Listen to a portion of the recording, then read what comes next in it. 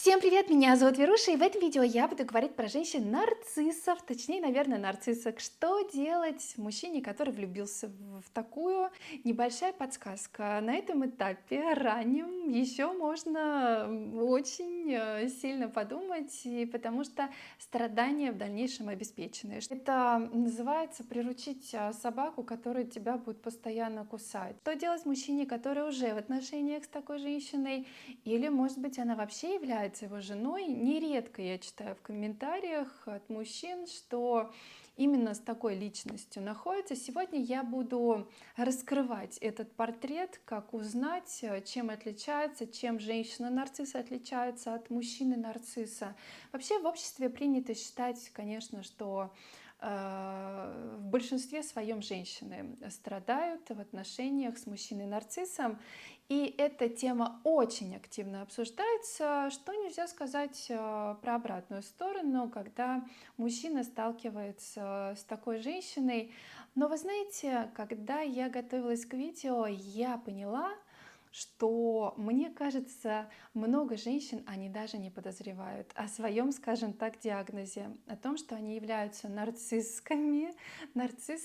Даже если кто-то со мной не согласен, возможно, после того, как я перечислю качество женщины-нарцисса, вы согласитесь. У женщины-нарцисса обычно отсутствие эмпатии, неумение слушать, ощущение вседозволенности, желание заботиться о других, гордыня и ощущение исключительности, отвержение своих недостатков и стремление к материальным благам. Ну как вам список? Не кажется, что он на что-то напоминает типичную современную женщину? Люби меня или страдай. Вот что хочет женщина-нарцисс. У такой женщины будет часто плач Ярославны, где она будет жертвой и показывать фальшивые эмоции. История мужчины пишет: это моя бывшая, вы как с нее списали. Как понять мужчине, что перед ним нарцисс? Сегодня буду приводить примеры, да, ну, нарциссы принято считать, конечно, что это люди, которые любят себя, и им нужно постоянно вот эта подпитка и восхищение. И сегодня я буду также говорить о том, к чему приведут такие отношения, потому что все-таки это отклонение, что называется, открываются петербургские тайны, да, там по всем фронтам будет полностью уничтожение мужчины. В общем, сегодня будет, мне кажется, очень важная тема, потому что у нас происходит, как это, эра называют, да, может, громко сказано, но такая эпоха, что ли, бум на вот этот нарциссизм, особенно он присутствует у молодежи. Ну, еще возраст такой. Вот взять 20 век, там было наоборот самопожертвование, а сейчас наоборот у нас лозунг такой, что люби себя, выбирай себя, и это можно часто очень услышать от женщин, которые как бы вспоминают отголосками, даже молодые, которые не застали это время, но эта вся информация передается, что раньше женщин не ценили, поэтому сейчас нужно взять все в свои руки и начать наконец-таки любить себя. Но, естественно, уже это за гранью нормального. Я пойду издалека и хочу затронуть одну из сетей известных, где зарегистрирована половина людей на всей Земле. Сеть старается максимально вовлекать людей, чтобы на этом зарабатывать. То есть человек является товаром, который эта сеть также продвигает. И мне кажется, вот эта связка сейчас человек как товар, когда все продается и все покупается, а в том числе и любовь сейчас, она очень губительна. Это противоречит интересам нормального, здорового человека. В исследовании подтвердили, что сейчас колоссальный прирост этих женщин-нарциссов, и даже в современной литературе падает интерес к слову «мы» и возрастает к слову «я».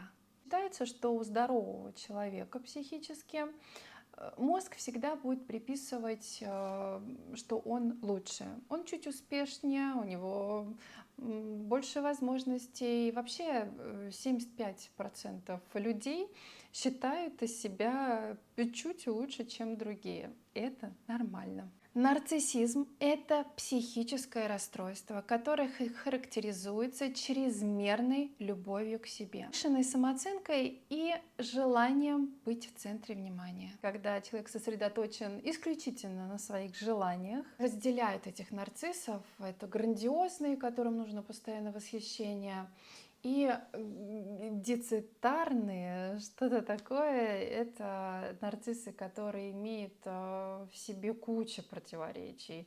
Вообще личность нарциссическую ее связывают, ну, не сколько с раздвоением личности, но что-то похожее, когда в человеке вот этот разбег от самолюбования, обожания себя до ощущения полного ничтожества. Огромнейшее количество комментариев мне пишут мужчины о том, что как женщины манипулируют. Чтобы какую-то свою цель достичь, выставляют себя жертвой, что жутко раздражает мужчин. И на самом деле, чем отличается мужчина-нарцисс от женщины-нарцисса? Тем, что женщина делает это очень изящно, очень так по-женски, что мужчина может вообще сначала самого ничего не понимать. Но состояние, когда мужчина в таких отношениях с женщиной, вот через 3 года, например, я читала историю, все естественно было сначала хорошо, а потом мужчина просто попал в какую-то яму. У мужчины долгое время сохранялась тревожность, не мог избавиться от стресса и от чувства вины.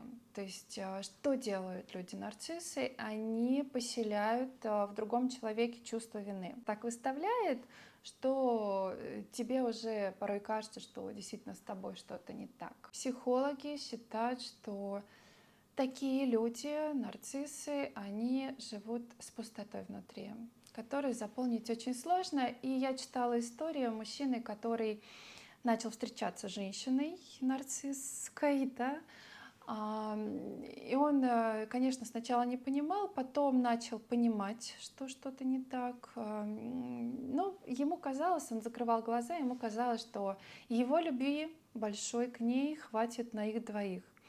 Но там такая пустота внутри обычно у человека, что или чувство одиночества тоже у нарциссов встречается, что не заполнить эту пустоту, поэтому, в общем-то, сложное такое движение вперед и вместе.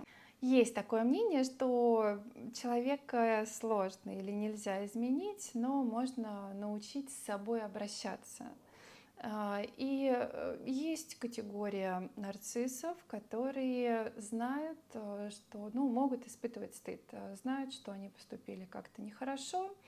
Вот. Не все, но есть такие, это не критический случай. Как узнать нарцисса в толпе, вот прям с самого начала? Да сложно. Нарциссы, они в обществе могут быть очень успешные, они социализированы, то есть в них не написано на них, что с ними что-то не так. Портрет женщины-нарцисса. Реально выглядеть. Она будет притягательна, она будет обаятельна, она будет производить впечатление женщины, которую хотят встретить многие мужчины. Внимание к мужчине будет литься рекой. Нужно помнить, что женщина-нарцисс вступает в отношения, чтобы постоянно получать внимание к себе. Не готова отдавать ничего взамен. В отношении хочет получать власть и контроль. Мужчина будет для такой женщины как батарейка. Женщина все время будет подпитываться им. Отношения с такой женщиной могут протекать годами, и мужчина будет какое-то время, несколько лет, например, не понимать, что происходит, кто перед ним. Но итог, к сожалению, этих отношений, скорее всего, будет похож. У всех это от динамики первоначальной эйфории до эмоционального истощения. Из тебя выпили всю кровь и забрали всю энергию. Желания мужчины игнорируются, самооценка мужчины падает.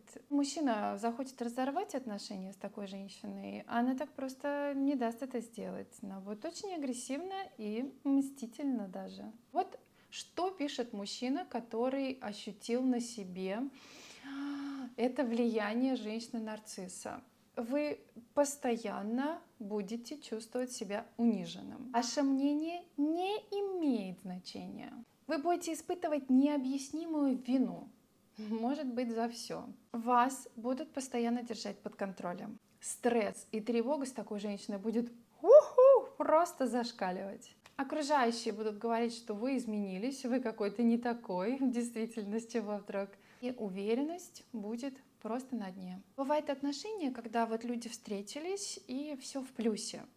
Наоборот, все пошло, и люди стали там как-то расти, все, в общем, все вместе, все ладится и все получается. А с женщинами-нарциссами такого не будет. Все будет работать в минус. Тоже вот истории мужчин, которые были в отношениях или жили с женщиной-нарциссом, это наоборот, это угасание, это как будто батарейка разрядилась, и там вплоть до того, что мужчина потерял работу.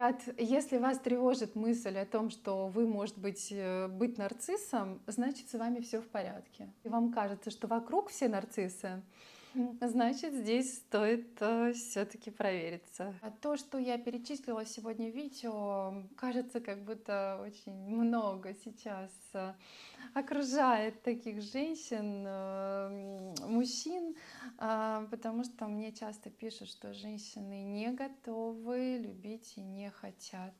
И любить — это в первую очередь отдавать. Я верю в то, что если человек хочет измениться, стать лучше, то ничего не мешает это сделать, и люди даже, бывает, переписывают свою непростую судьбу, и все меняется к лучшему. Желаю всем прекрасных отношений, и чтобы поменьше среди нас было всяких этих нарциссов, а побольше людей, которые с теплом относились к другому человеку и дарили эту самую главную в нашей жизни — любовь. Всем спасибо за внимание и до новых встреч. Всем спасибо за внимание. Увидимся уже завтра. До новых встреч. Пока.